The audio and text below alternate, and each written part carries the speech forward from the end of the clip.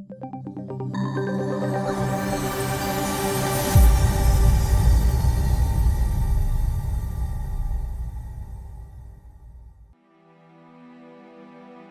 long ago, I read a line which went, "Life is dull only to dull people." This is true, but it also could have read, "Life is interesting only to interesting people," or "Life is successful only to successful people." And what I'm trying to say is that you must first become, mentally, from an attitude standpoint, that which you wish to achieve. If you start early, the fortune belongs to you. If you start early.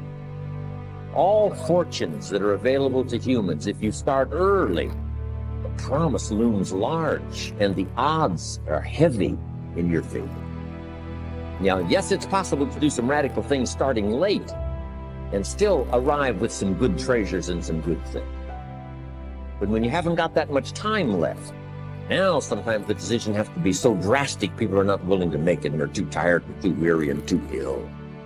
And say, look, I don't have much time left. It's not going to happen for me. It's easy to take that attitude. But everyone here, we've got the time over the next 10 years. We've got the time the next 20 years. We've got the time the next 30 years to make some repair now in our errors of the past, set up some new disciplines. And I'm telling you, that's going to change everything. Begin to envision yourself as being blessed and highly favored to reach your goal. If just one of you capture the essence of what that means, that you have greatness within you and a responsibility to manifest that greatness. And you must feel that.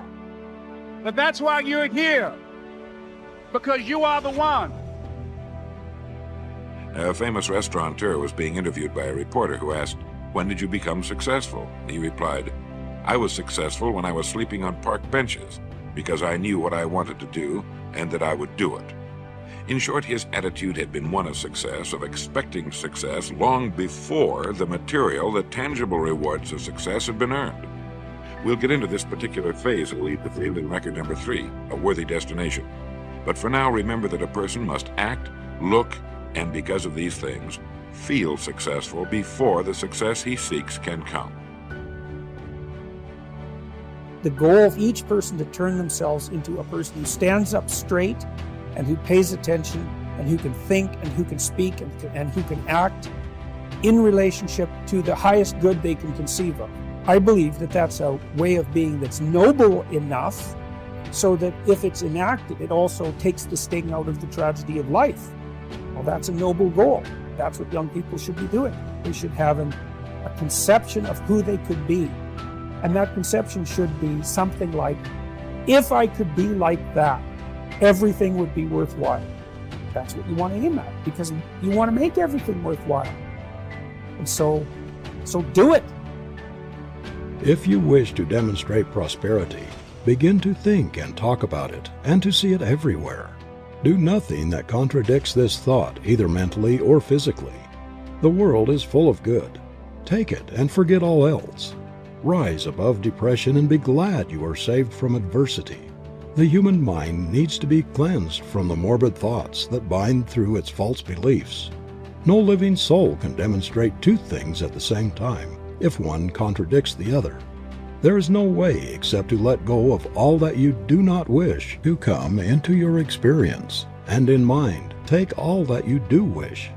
See, hear, talk about, and read only what you wish, and never again let a negative thought come into your mind. God knows good only, and when we are in line with good, He knows us.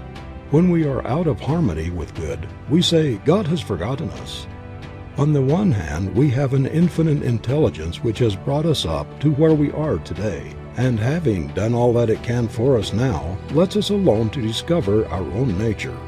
On the other hand, we have the infinite law, which is an activity of God, and we can use it for what we will, only with this provision, that in so far as we use it for the good of all, are we protected.